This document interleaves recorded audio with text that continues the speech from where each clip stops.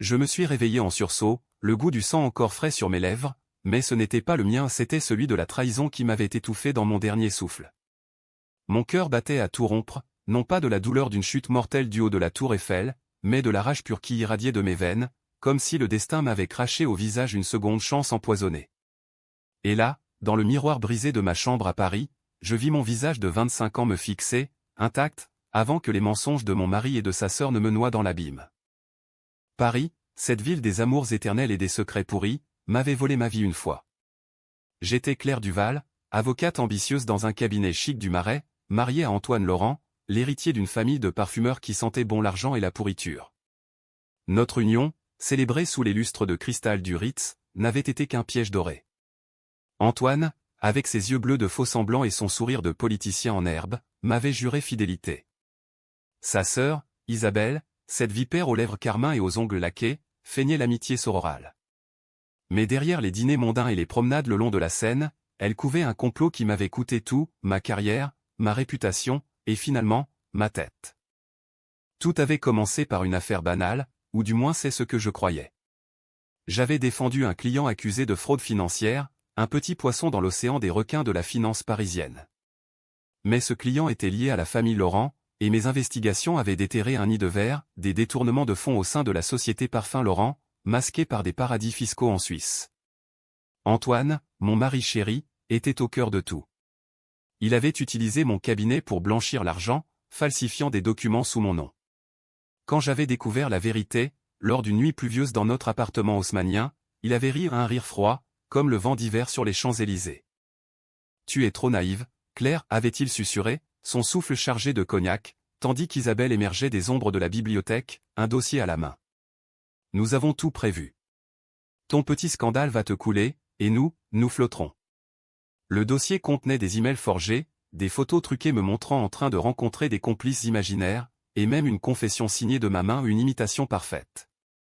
Il m'avait piégé, ces deux serpents liés par le sang et quelque chose de plus sombre, une alliance incestueuse que je soupçonnais mais n'osais pas nommer. Isabelle, l'éternelle célibataire aigrie, avait toujours convoité la place de femme d'Antoine. Ensemble, ils avaient ourdi pour m'éliminer, non pas par la lame, mais par le poison de la calomnie. Le procès avait été un cauchemar. Les journaux, ces hyènes de la presse people, avaient titré « L'avocate star impliquée dans un scandale financier, trahison conjugale ou ambition dévorante ». J'avais perdu mon poste, mes amis m'avaient fui comme une pestiférée, et Antoine, feignant l'indignation, avait demandé le divorce en invoquant mon instabilité mentale. Isabelle, avec son air de sainte Nitouche, avait témoigné contre moi, jurant sur la Bible familiale que j'avais toujours été jalouse, manipulatrice. La chute finale? Une nuit d'ivresse et de désespoir, je m'étais rendu au sommet de la tour Eiffel, symbole de l'amour parisien que j'avais cru sien. Mais ce n'était pas un suicide, une poussée discrète dans le dos, la main gantée d'Isabelle, et je volais vers l'asphalte, mon cri avalé par la tempête. Et maintenant? Je étais revenu. Pas dans un corps neuf, non dans le mien, ce soir-là précis, 3 ans avant la chute. Le 15 juin 2022, dans notre lit king size, Antoine ronflait à mes côtés, ignorant que son empire de mensonges allait s'effondrer. Mon esprit, hanté par les souvenirs de la mort, bouillonnait. La vengeance n'était pas un luxe, c'était une nécessité, un feu qui me consumait de l'intérieur. Mais comment? Par la loi, que j'avais servi fidèlement? Non, elle m'avait trahi une fois. Cette fois, je jouerais sale, dans les ruelles sombres de Paris, là où les lois des hommes cèdent la place à celles des ombres. Je me levai sans un bruit, le parquet craquant comme un avertissement. La lune filtrait à travers les voilages, illuminant le tableau de Magritte au mur un ciel nuageux qui cachait un parapluie ensanglanté. Ironique. Je fouillai le bureau d'Antoine, mes doigts tremblants effleurant les tiroirs secrets. Là, sous une pile de factures, un USB banal, gravé d'un V et L. Isabelle et Laurent. Mon pouce accéléra. Je le branchai sur mon ordinateur portable, le mot de passe notre anniversaire de mariage déverrouillant un trésor de corruption. Des transferts bancaires vers des comptes offshore, des emails codés entre Antoine et Isabelle planifiant non seulement mon downfall, mais celui de leur propre père, le patriarche des parfums Laurent, qui refusait de céder les rênes. Papa doit partir, écrivait Isabelle. Et elle avec. Des photos compromettantes, non pas de simples adultères, mais des scènes rituelles, presque, dans une chambre d'hôtel près de Montmartre, où frères et sœurs se livraient à une passion interdite, filmée pour du chantage mutuel. Le secret était plus profond que je ne l'imaginais, ils n'étaient pas seulement amants, ils étaient des monstres, prêts à sacrifier quiconque pour leur soif de pouvoir. Mais je ne pouvais pas frapper maintenant. Pas encore. La vengeance doit être un art, lent et exquis, comme un vin de Bordeaux millésimé. Je décidai de commencer par des graines de doute. Le lendemain matin, au petit déjeuner dans notre cuisine au thon crème et or, je souris à Antoine par-dessus ma tasse de café. Chérie, j'ai fait un rêve étrange. Toi et Isabelle, complotant contre moi. Ridicule, n'est-ce pas? Il blêmit imperceptiblement, son croissant à mi-chemin de sa bouche. Voyons, Claire, tu lis trop de romans policiers. Mais ses yeux trahissaient la peur, une faille dans l'armure. Les jours suivants, je devins l'espionne dans ma propre maison. J'installai un logiciel de surveillance sur son téléphone, hacké via un contact discret au cabinet un geek de l'informatique qui me devait une faveur. Les messages affluaient, rendez-vous secret au café de Flore, où Isabelle murmurait des plans pour empoisonner le père avec un accident lors d'une dégustation de parfum. Le laudanum dans l'essence de rose, tapait elle. Mon estomac se noie. Ce n'était plus de la trahison, c'était du meurtre en gestation. Pourtant, une partie de moi hésitait. Étais-je devenu comme eux? Cette soif de sang qui me rongeait, était-ce la Renaissance ou la damnation? Paris, avec ses boulevards haussmanniens et ses catacombes souterraines, semblait me juger, les statues de la Concorde fixaient mes pas d'un œil de pierre. Je consultai un prêtre dans une église oubliée du quartier latin, confessant anonymement mes visions de mort. Le pardon est la clé du ciel, ma fille, murmura-t-il. Mais le pardon? Pour des bourreaux qui m'avaient jeté au loup? Non. Ma confession se mua en serment, je les briserai, pierre par pierre. Le premier coup porta sur Isabelle. Elle organisait un gala de charité pour la Fondation Laurent, un spectacle de vanité où les élites parisiennes se pavanaient en smoking et robe Dior. J'y allais seul, prétextant un mal de tête pour Antoine. Parmi la foule, sous les chandeliers de l'Opéra Garnier, je glissai un anonymous type à un journaliste de Libération à un ami d'enfance, Laurent, ironie du sort. Regardez les comptes de la Fondation. Des fonds détournés vers des comptes privés. Les preuves? Des extraits du USB, anonymisés mais accablants. Le lendemain, les gros titres éclatèrent, scandale au gala, la sœur de l'héritier Laurent impliquée dans un détournement.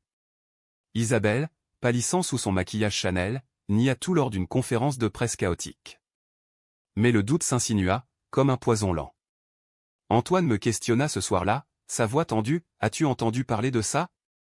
Isabelle est dévastée. Je feignis l'empathie, posant une main sur son bras. Pauvre chérie. Peut-être devrions-nous l'aider à clarifier les choses. Dans ses yeux, je vis la panique poindre le début de la fissure. Mais la vengeance n'est pas sans prix. Mes nuits étaient hantées par des flashs de ma chute, le vent hurlant, les lumières de Paris s'estompant, le rire étouffé d'Isabelle. Je buvais trop, du vin rouge corsé qui tachait mes lèvres comme du sang. Et puis, il y eut cette décision controversée, celle qui me rongerait à jamais. Pour approfondir le piège, je contactai un ancien client, un hacker serbe exilé à Belleville, pour fabriquer des preuves supplémentaires non pas forgées de toutes pièces, mais amplifiées. Des deepfakes montrant Antoine et Isabelle dans des actes illicites, diffusés sur le dark web. Était-ce justice ou vengeance aveugle? Les forums underground s'enflammèrent, les Laurent, une famille maudite. Isabelle frappa la première, comme je l'avais anticipé. Une nuit, alors que je rentrais d'un dîner solitaire au Fouquet's, une voiture noire me coupa la route sur l'avenue Montaigne.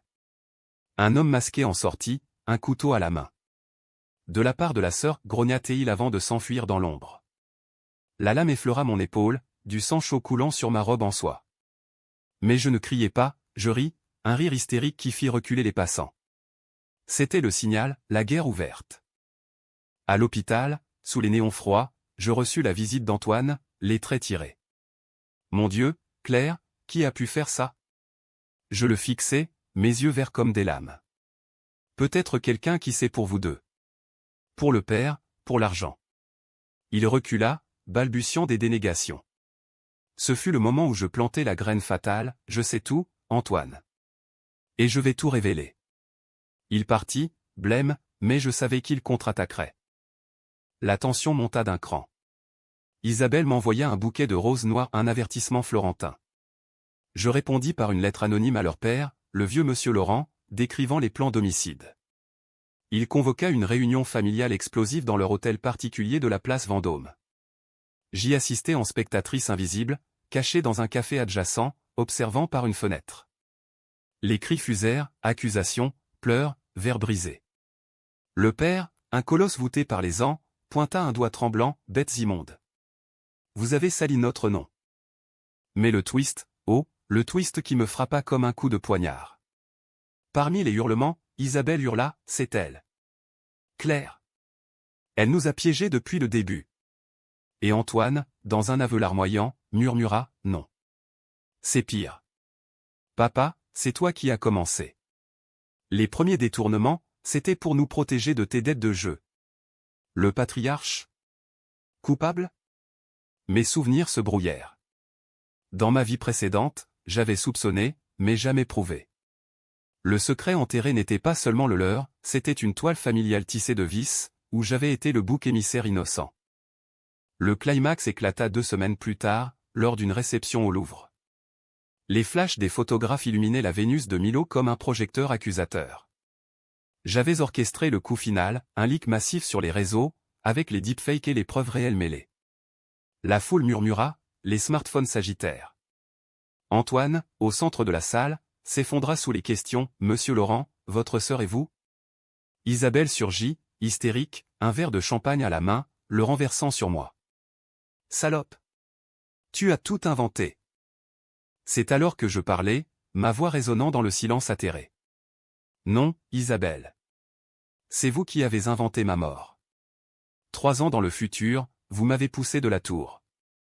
Mais je suis revenu. » Un murmure d'incrédulité parcourut l'assemblée. Les gardes arrivèrent, menottant le frère et la sœur sous les yeux ébahis des invités.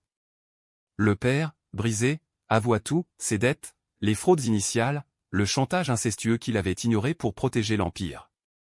Pourtant, dans la cellule où je l'ai visité plus tard, menottée par la loi que j'avais bafouée, Isabelle cracha, « Tu crois avoir gagné? Ton propre secret. Tu l'as enterré. » Quel secret? Le mien? Dans un flash, je revis, avant le mariage, j'avais falsifié un document mineur pour aider Antoine à s'enrichir, un péché véniel que j'avais occulté. Était-ce ça? Ou pire l'enfant que j'avais avorté en secret, fruit d'une infidélité passagère, pour ne pas briser notre façade? La justice frappa durement. Antoine et Isabelle écopèrent de 20 ans pour fraude, tentative de meurtre et inceste, un scandale qui fit trembler les colonnes du pouvoir parisien. Le père se suicida dans sa baignoire, une fiole de parfum empoisonnée à la main. Moi? Absoute pour mes preuves fabriquées grâce à un plaidoyer de légitime défense, je repris mon cabinet, plus forte, mais marquée. Paris me saluait d'un sourire ironique, j'avais gagné, mais à quel prix? La vengeance m'avait rendue entière, ou du moins, vivante. Et dans les nuits calmes, je toste à ma renaissance, un verre de Bordeaux à la main, sachant que les ombres ne dorment jamais vraiment. Les jours suivant ma confession au Louvre furent un tourbillon de chaos légal, un ballet macabre où les avocats dansaient sur les tombes de réputations effondrées. Paris, cette grande putain aux lumières éternelles, digérait le scandale avec une voracité journalistique qui me faisait presque sourire. Le Monde titrait la chute des Laurent, inceste, fraude et meurtre au parfum de trahison, tandis que Paris Match dépeignait Isabelle en madone déchue, ses yeux de biche implorant la pitié des lecteurs. Moi, Claire Duval, j'étais la veuve vengeresse, l'héroïne sortie d'un polar de Simenon, mais avec une twist surnaturelle que personne n'osait imprimer. Pourtant, sous les applaudissements discrets de mes collègues au cabinet, une fissure persistait en moi. La nuit de ma renaissance, j'avais juré de ne rien regretter, mais les échos de l'aveu d'Isabelle résonnaient, ton propre secret. Que avait-elle voulu dire? Était-ce une ultime flèche empoisonnée, ou une vérité que même ma mémoire post-mortem avait effacée? Je décidai de creuser, non par peur, mais par une soif perverse de complétude. La vengeance n'est complète que si l'on connaît tous les poisons, y compris les siens. Je commençai par le père, ou du moins par ce qui restait de lui. Son hôtel particulier de la place Vendôme, avec ses portails en fer forgé ornés de lys bourboniens, était scellé par la police, mais un contact au parquet vint un juge aux airs de Balzac, endetté par des parties de poker me fit entrer sous prétexte d'inventaire. Les pièces empestaient le vétiver et la mort, un mélange qui collait à la gorge comme un mauvais présage. Dans le bureau du patriarche, derrière un monnaie faux ironie, un mètre falsifié pour un mètre du mensonge. Je trouvais un coffre-fort. Le code? La date de naissance d'Antoine, bien sûr. À l'intérieur, non pas de l'or, mais des lettres jaunies, des carnets de dettes datant des années 80, et un dossier marqué OCDE 2019. Mon cœur s'arrêta. Claire Duval. Les pages se déployèrent comme un éventail de damnations, des rapports de détectives privés, listant mes rendez-vous avec un amant d'un soir, un artiste raté de Montparnasse, la confirmation de mon avortement discret dans une clinique de Neuilly, et pire, une note manuscrite du père, LC pour l'enfant perdu. Utilisée contre elle si nécessaire. L'enfant? J'avais effacé ce souvenir, enfoui sous des couches de déni. C'était avant Antoine, une erreur de jeunesse, un amour fugace qui s'était soldé par une décision solitaire, prise dans la peur d'un avenir enchaîné. Mais comment le père l'avait-il su? Une taupe? Ou pire, Antoine lui-même, qui avait fouillé mon passé pour me lier plus étroitement à leur toile? La rage remonta, un feu qui lécha mes entrailles. Ils n'avaient pas seulement voulu me détruire, ils avaient voulu me posséder, corps et âme, en brandissant mes fantômes comme une épée de Damoclès. Je brûlais le dossier ce soir-là, dans la cheminée de mon appartement, l'appartement ex-Laurent, désormais mien par divorce express. Les flammes dansèrent, consumant les preuves, mais pas la cicatrice. Pourtant, cette découverte me força à une décision controversée, celle qui me vaudrait plus tard les murmures de manipulatrices dans les couloirs du palais de justice. Au lieu de me taire, j'utilisais ce secret contre eux, subtilement. Lors d'une audience préliminaire, où Antoine plaidait l'innocence en invoquant une conspiration externe, je fis témoigner une source anonyme. En réalité, le détective du père, acheté par une somme rondelette issue des fonds gelés des Laurent. Monsieur Laurent savait tout sur sa femme, déclara l'homme, un type bedonnant à la moustache cirée. Il gardait des dossiers pour la contrôler. Le juge haussa un sourcil, mais l'accusation d'Antoine chancela, le jury populaire, ces Parisiens friands de drames domestiques, pencha du côté de la victime opprimée. Isabelle, enchaînée à la barre, me foudroya du regard. « Tu mens, salope. Tu as tué notre enfant en secret, et maintenant tu joues les saintes. » Le silence tomba comme une guillotine. Le juge tapa du marteau, mais le mal était fait. Les tabloïds s'emparèrent de l'allégation, avortement caché, le passé sombre de Claire Duval. Ma réputation, fraîchement blanchie, se tinta à nouveau debout. Des manifestations sporadiques éclatèrent devant mon cabinet, des féministes en colère me taxant d'hypocrisie, des conservateurs me lapidant pour meurtre d'innocents. Paris, ville des paradoxes, me dévorait vivante. C'est alors que je frappais plus bas, dans les abysses de la famille. J'invitai la mère des Laurent, Élise, une ombre éthérée confinée dans une maison de repos à Versailles, à un Théo Angelina. Elle arriva en fauteuil roulant, ses cheveux blancs comme de la neige sur les fontaines du parc, ses yeux voilés par des décennies de déni. « Ma chère Claire, murmura-t-elle, sa voix un filet de soie déchirée, vous avez sauvé notre nom. Où l'avez-vous condamné ?» Je lui tendis une tasse fumante, et avec elle, un enregistrement subtil, une conversation entre Antoine et Isabelle, capturée par mon hacker serbe, où ils avouaient non seulement l'inceste, mais un plan pour l'hériter tout, y compris en la soulageant de sa démence supposée. Élise ne cria pas, elle pleura, des larmes silencieuses qui trempèrent ses gants de dentelle. Je savais, avoua-t-elle enfin. Pour eux deux, depuis l'adolescence. J'ai fermé les yeux pour le bien de la famille. Un nouveau secret, la mère complice par omission, protégeant l'empire au prix de son âme. Je lui proposai un marché au son témoignage contre eux, en échange de son silence sur mon passé. Elle accepta, un pacte de fantôme. Son témoignage à l'audience fut dévastateur, mes enfants sont des monstres, nés de mes faiblesses. Le jury, ému, rendit un verdict plus lourd, perpétuité pour tentative d'homicide sur moi, et pour le père posthume, une enquête réouverte sur ses suicides assistés passés. Mais la tension culmina lors d'une confrontation privée, orchestrée dans la salle d'interrogatoire de la préfecture. Face à face, séparés par une vitre blindée, Antoine et moi. Il avait maigri, ses joues creusées comme celles d'un prisonnier de Fresnes. Pourquoi, Claire? Nous aurions pu partager. Sa voix était un râle. Je pressai un bouton, diffusant l'enregistrement de leur plan pour me pousser de la tour. Parce que vous m'avez tué. Et que la mort forge les vengeurs. Il s'effondra, sanglotant, avouant enfin l'amour tordu pour sa sœur, un lien forgé dans l'enfance par les absences du père. Isabelle, lors de sa visite séparée, fut plus venimeuse. Tu crois que c'est fini? Ton enfant c'était le mien, Claire. J'ai payé pour ton silence, et tu m'as trahi. Le choc me cloua. Dans un flash, je revis l'argent pour l'avortement, versé par elle. Une dette non dite, un chantage précoce. Le twist se resserrait, nos vies étaient entrelacées bien avant le mariage, dans un passé de dettes et de secrets étudiants à la Sorbonne. Cette révélation me plongea dans une crise, une nuit de veille où je marchais le long de la Seine, les ponts illuminés comme des veines d'or. Étais-je la victime, ou la co-auteur de cette tragédie? La décision suivante fut la plus controversée, je falsifiai un testament du père, léguant tout à des œuvres caritatives, vidant l'empire des Laurent. Un acte illégal, mais libérateur. Les tabloïds hurlèrent au vol, mais qui se souciait d'une famille pourrie? Avec le testament falsifié en poche un parchemin numérique signé d'une IA indétectable, fruit de mon allié serbe, je sentis le poids de la loi se refermer sur moi comme les mâchoires d'un piège à loup. Paris, qui m'avait couronné en héroïne, commençait à murmurer des doutes. Une enquête interne au parquet s'ouvrit, menée par une procureure acérée, Madame Vasseur, une blonde aux lunettes d'écaille qui ressemblait à une professeure de droit sortie d'un film de Costa Gavras. Madame Duval me convoqua t-elle dans son bureau surplombant la conciergerie, votre rôle dans cette affaire frise le vigilantisme. Les preuves. Fabriquées? Ces mots étaient des flèches, précises et empoisonnées. Je souris, croisant les jambes sous ma jupe crayon lanvin. Procureur, la justice est aveugle, mais pas sourde aux cris des victimes. Je lui tendis un dossier le vrai, extrait des archives Laurent prouvant les fraudes originelles.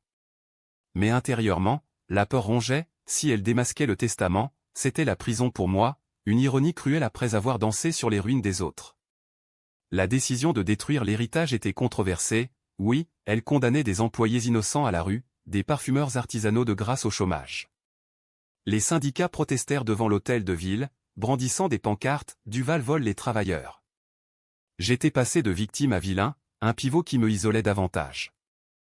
Pour contrebalancer, je m'alliai à un nouvel acteur, Julien, un journaliste d'investigation de France Inter, un type aux cheveux en bataille et à l'éthique aussi tranchante qu'une baguette fraîche. Nous nous rencontrâmes dans un bistrot caché de Bastille, où l'odeur de friture masquait les confidences. Claire, ton histoire est explosive, mais risquée. Si je publie sur l'inceste Laurent, ça enterrera tes petits arrangements. En échange, il creusa mon passé, confirmant le lien avec Isabelle, à la Sorbonne, j'avais emprunté de l'argent à une amie riche pour l'avortement. Isabelle, jalouse de mon ascension sociale, avait vu une opportunité de contrôle. Elle t'a piégé dès le début, conclut Julien, son stylo grattant furieusement. Ton secret était son levier. Armé de cette vérité, je préparais le contre-coup.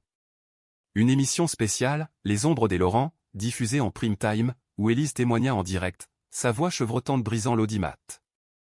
J'ai vu mes enfants se consumer dans leurs vices, et Claire. Elle a payé pour nos péchés. Les appels affluèrent, un raz-de-marée de soutien féminin, transformant mes détracteurs en alliés. Mais Antoine, depuis sa cellule, riposta via un avocat véreux, une plainte pour diffamation, citant mon déséquilibre mental, un écho de ma vie précédente. La confrontation physique vint sous forme d'embuscade. Rentrant d'une interview au journal du dimanche, une silhouette encapuchonnée m'agressa dans le métro Châtelet, un coup de poing qui me fit voir des étoiles.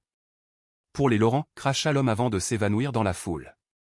Hématome au visage, je refusai l'hôpital, au lieu de ça, je filmai la blessure, la postant sur X avec le hashtag Vengeance Laurent. Le buzz explosa, forçant la police à intensifier la surveillance sur les détenus. Isabelle, interrogée, craqua, c'était lui, un cousin. Il voulait la finir. Ce fut le catalyseur du climax intermédiaire. Une perquisition dans la cellule d'Antoine révéla des notes codées, plan pour un meurtre commandité. Le juge, impressionné par ma résilience, classa ma plainte pour vigilantisme. Mais le vrai twist familial surgit d'une lettre d'Élise, arrivée par coursier, ma fille, il y a plus. L'enfant que tu as perdu. Il était d'Antoine. Avant votre mariage, une nuit d'ivresse à Cannes. Isabelle l'a su, et a tout arrangé pour te lier à lui. Le monde vacilla. Mon avortement n'était pas une erreur anonyme, c'était le fruit d'une manipulation précoce, un piège où Isabelle avait poussé son frère vers moi pour sceller leur alliance perverse. La rage me submergea, un tsunami qui balaya les scrupules. Je décidai l'irréparable, une visite nocturne à la prison de Fleury-Mérogis, arrangée par un garde corrompu. face à Antoine, dans la salle des parloirs déserts, je murmurai, l'enfant était le tien. Et tu l'as laissé crever en silence. Il hurla, un son primal qui alerta les matons, mais pas avant que je ne glisse une lame non pour tuer, mais pour marquer, une entaille superficielle sur sa joue, un rappel éternel. Maintenant, tu saignes comme moi. Les conséquences furent chaotiques. Accusé d'agression, je plaidai la provocation, soutenu par les enregistrements de ses aveux. Le public, fasciné par ce soap-opéra français, pétitionna pour mon acquittement. Madame Vasseur, acculée, abandonna les charges mineures. Mais Isabelle, dans un dernier sursaut, fuit la prison via un pot de vin ou une cavale vers la Côte d'Azur, où elle se terra dans une villa de Nice. Je la traquai, un road trip solitaire le long de l'autoroute du soleil, ma Peugeot ronronnant comme un fauve. À Nice, sous le soleil implacable, je la trouvai dans un café du Vieux-Port, déguisée en touriste. Finissons, dis-je, m'asseyant en face d'elle. Ses yeux, rougis par les larmes ou la cocaïne, brillèrent de haine. Tu as tout pris, Claire. Mais l'Empire renaîtra. Non. Je sortis l'enregistrement final, sa voix confessant le push de la tour. La police, alertée anonymement, l'arrêta sur place, menottes cliquetant comme un point final. Pourtant, cette victoire était amère. De retour à Paris, Julien me confronta, tu es changée, Claire. La vengeance t'a rendu comme eux. Il avait raison. Mes nuits étaient peuplées de cauchemars où l'enfant fantôme me réclamait justice. La décision finale? Dissoudre le cabinet, voyager ou peut-être en Italie, loin des fantômes gaulois. La capture d'Isabelle à Nice marqua le zénith de ma croisade, un pic où l'air était raréfié par l'adrénaline et la nausée.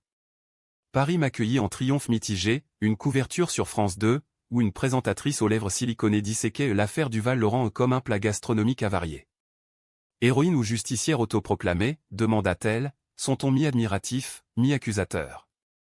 Les rues bruissaient de mon nom, murmuraient dans les salons de thé du faubourg Saint-Honoré et criaient dans les manifs de République. J'étais devenu un mythe urbain, la femme qui avait renversé un empire avec des mots et des ombres. Mais les ombres me rattrapaient. L'enfant, ce fantôme conçu dans une nuit de Cannes, sous les étoiles du festival, quand Antoine m'avait séduite comme une proie hantait mes veilles. Était-ce vrai? Élise l'avait juré dans sa lettre, et les dates collaient, un test de paternité posthume, commandé via un labo discret de Lyon, confirma l'horreur.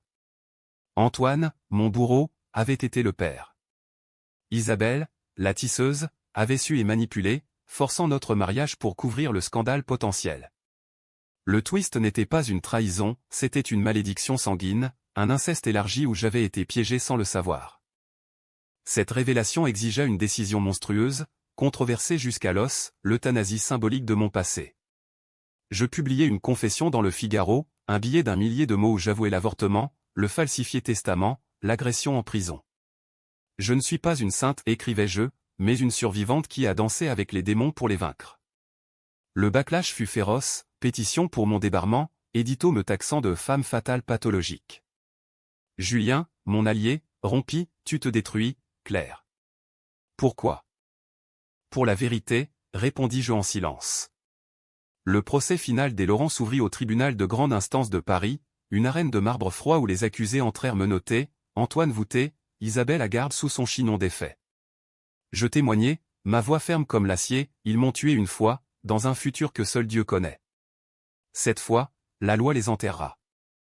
Le juge, un homme aux rides profondes comme les rides de la Loire, fronça les sourcils à ma mention de futur, mais les preuves parlèrent, enregistrement, transfert, témoignage.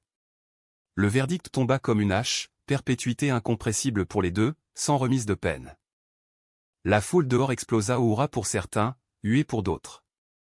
Je traversai la Seine, le Pont-Neuf comme un pont vers l'inconnu, sentant le poids se lever. Mais le climax personnel vint plus tard, dans une confrontation avec Élise à Versailles. La vieille dame, alitée dans sa chambre aux tapisseries fanées, me tendit une boîte en velours, un flacon de parfum ancestral, essence de pardon. Bois-le, ou brûle-le, murmura-t-elle. C'était du laudanum, le poison prévu pour le père. Son suicide n'avait pas été solitaire, elle avait aidé, un acte de miséricorde tordu. Pourquoi me le dire, demandai-je, le flacon froid dans ma paume. Parce que tu es la seule pure, Claire. L'enfant. C'était la malédiction des Laurent, pas la tienne. Elle avoua tout, son propre adultère, le vrai père d'Antoine a un amant italien, semant les graines de la folie fraternelle. Le secret ultime, la famille n'était qu'une farce de sang mêlé, et moi, l'intrus qui avait failli y sombrer. Je brûlai le flacon ce soir-là, dans les jardins de Versailles sous une lune laiteuse, les flammes illuminant les bosquets comme un bûcher expiatoire. La décision?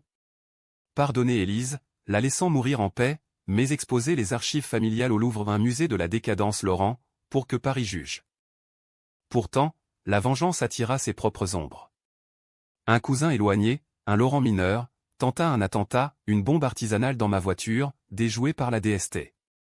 Arrêté, il cracha, tu as tué notre lignée. Ironie, j'avais sauvé des vies en détruisant l'Empire, redistribuant les fonds aux victimes des fraudes. Julien revint, penaud, avec un manuscrit, notre histoire, romanisée. Laisse-moi te racheter, Claire. Nous nous embrassâmes sous la pluie, un baiser salé de rédemption. Mais était-ce l'amour, ou un nouveau piège? L'aube se leva sur un Paris lavé par l'orage, les toits étincelants comme des écailles de sirènes repenties. 6 mois après le verdict, je marchais sur les quais, le vent portant l'odeur de pain frais et de regrets fanés. L'Empire Laurent n'était plus qu'un souvenir olfactif, ses parfums retirés des rayons des galeries Lafayette, remplacés par des marques éthiques que j'avais financées avec les fonds saisis. J'étais riche, non par avidité, mais par justice poétique, une veuve qui avait hérité des cendres pour les semer en jardin. Pourtant, la Renaissance n'efface pas les cicatrices. Mon cabinet renaquit sous un nouveau nom, Duval et Justice, dédié aux victimes de fraude familiale. Les clientes affluaient, épouses trompées de banlieue, filles spoliées d'héritages provençaux. Chacune me rappelait mon reflet brisé, mais je les guidais avec une fermeté forgée au feu. Julien devint mon ancre, son appartement bohème du Marais, un havre où nous cuisinions des ratatouilles tardives, riant de nos démons communs. Tu es ma Vénus vengeresse, murmura-t-il, traçant les lignes de mon épaule balafrée. Mais le twist final, celui qui scella mon destin, vint d'une lettre posthume d'Isabelle, glissée sous ma porte par un avocat anonyme. Claire, si tu lis ceci, c'est que la corde m'a eu. La prison était insupportable sans lui. Suicide? Non, un meurtre déguisé, orchestré par un gardien corrompu, payé par moi? Non, attends. Les preuves qu'elle joignait montraient des transferts de mon propre compte, vers un fonds secret. Avais-je, dans un blackout vengeur, commandité sa fin? Les souvenirs flous de ma mort me revinrent, dans le futur, elle avait ri de ma chute, ici, l'avais-je poussée au bord? L'enquête rouvrit, Madame Vasseur en tête, son regard perçant comme une lame de guillotine. Duval, vous dansez trop près du précipice. Innocente? Oui, mais les doutes s'insinuèrent. Julien douta, nos nuits se refroidirent. La décision ultime, controversée jusqu'au cœur, je plaidais coupable d'un chef mineur aux complicités passives pour clore le chapitre, acceptant une peine symbolique, travaux d'intérêt général dans un refuge pour femmes battues. Libéré après 3 mois, je quittai Paris pour la Provence, achetant une masse provençale près d'Aix, où les chants de lavande murmuraient des absolutions. Élise m'avait légué la villa de Nice dans son testament, un cadeau empoisonné que je transformais en centre de thérapie pour survivantes. Là, sous le soleil impitoyable, je confrontais mon fantôme, l'enfant perdu, visualisé dans des méditations guidées, un esprit qui pardonna avant de s'envoler. Antoine, vieilli en cellule, m'écrivit une fois, tu as gagné, mais nous sommes liés pour l'éternité. Je brûlai la lettre, libérant nos âmes. La fin? Pas bic ACH, mais une aube heureuse, teintée de mélancolie française. Paris, au loin, scintillait comme un amant infidèle, moi, Claire Duval, renaissante, je choisis la paix, sachant que la vengeance n'est qu'un chapitre, et la vie, un roman infini. Épilogue, des années plus tard, une fille adoptive ou une orpheline des rues de Belleville m'appela maman. Dans ses yeux verts, je vis l'avenir, non plus hanté, mais lumineux. La tour Eiffel, symbole de ma chute, devint celui de ma résurrection.